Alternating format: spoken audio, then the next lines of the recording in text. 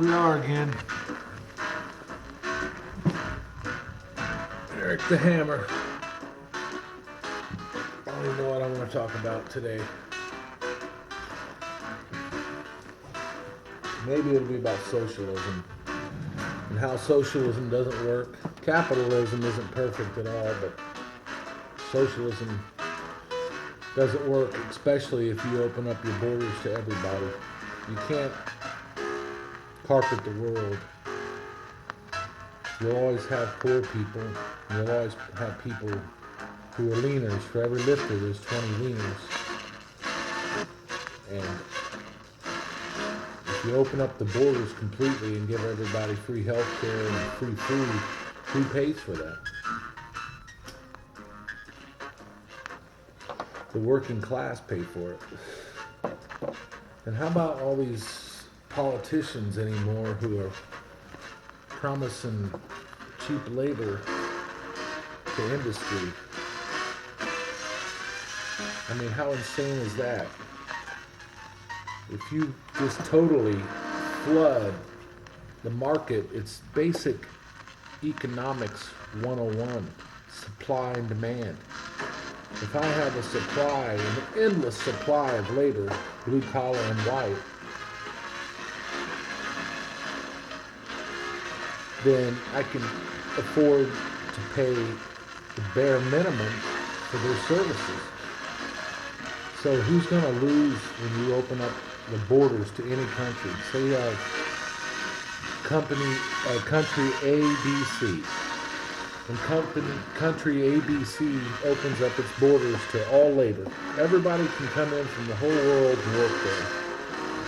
What do you think happens to the legal citizens in country ABC? They are now competing with the world inside their own house, as an analogy. They're literally, now you're competing against everybody within your own border walls, and the pay will stagnate if not drop. Because companies can afford to ship in people from other countries to work there. And a lot of these other countries, people don't understand this, subsidize their citizens to come to America and work. So, and these people that come from other countries, a lot of times aren't paying income tax.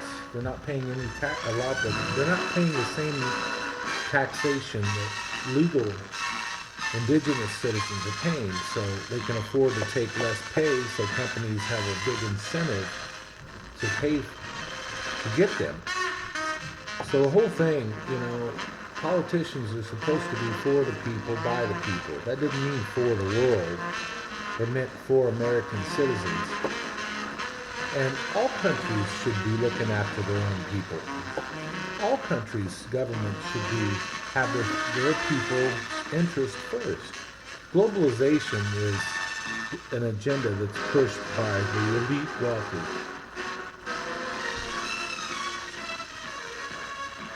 And anybody that falls into that has fell into the dogma, the brainwashing of the elite. And that's the end of it. That's the bottom line. And another thing I don't understand is how any Christian can vote for a group of people who are pro-abortion. How can you be a Christian and be advocating or voting for someone who has no problem with killing the most innocent, most helpless of entities, babies? It's more than a choice, in my opinion. It's a baby. And let's face it, you and I know 95% of abortions are because the woman don't know who the father is, or the father doesn't want him, or it doesn't fit their lifestyle. They're not ready, right? They were out messing around, or had a boyfriend and got pregnant. Should have got married first. The priorities are wrong. They're more worried about physical pleasure than they are worried about the ramifications of that physical pleasure. And then it's their choice. Now I can just delete it, when it was a potential life, That's called searing your conscience. When you can delete something that's half you because it doesn't fit your lifestyle. There's a certain decrepitude of your values, in my opinion. They're certainly not Christian values.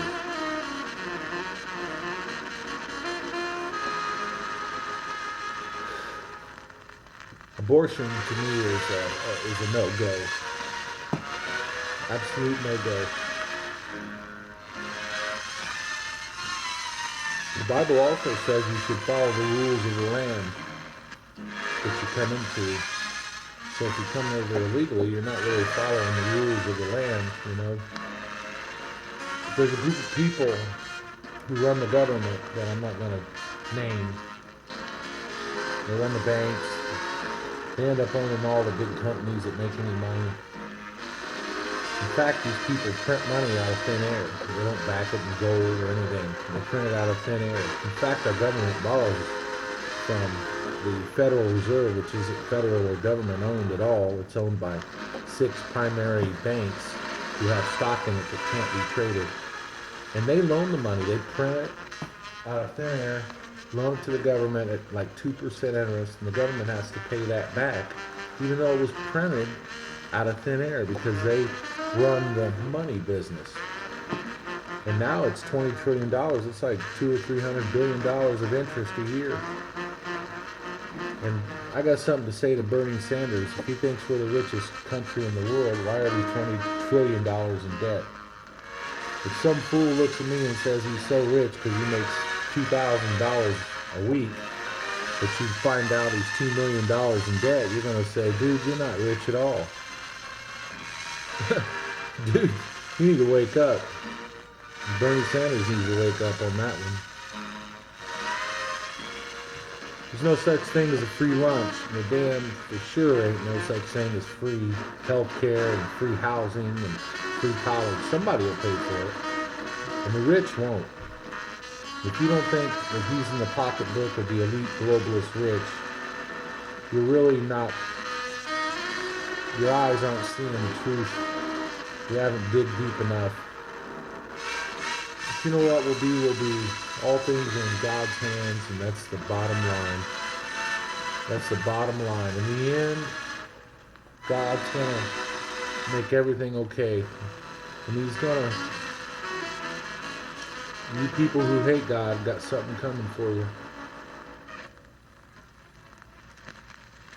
You get to live your 70, 80, 90 years, maybe 100. Let's say you live 120 years, and then it's over. Then your lack of faith in God. I think it was a mathematician called Planck's wager. He said, let's say that you say there's no God, so you go through your life living like there's no God. And let's say there's another guy who says, I'm going to make a bet there's a God. And let's say the guy who believes in God, no, doesn't believe in God's right. So the guy that believes in God went his whole life and you both die. What did they lose? Person A, who didn't believe in God, and person B, who believed in God. What did person B lose? Maybe some self-gratitude and doing evil to get some things he wanted, but in the end they both die. They both see the grave. But what if person B, who believes in God, is right? What does he gain? He gains everything. Eternal life. While person A, who didn't believe, who hated God, sees the grave.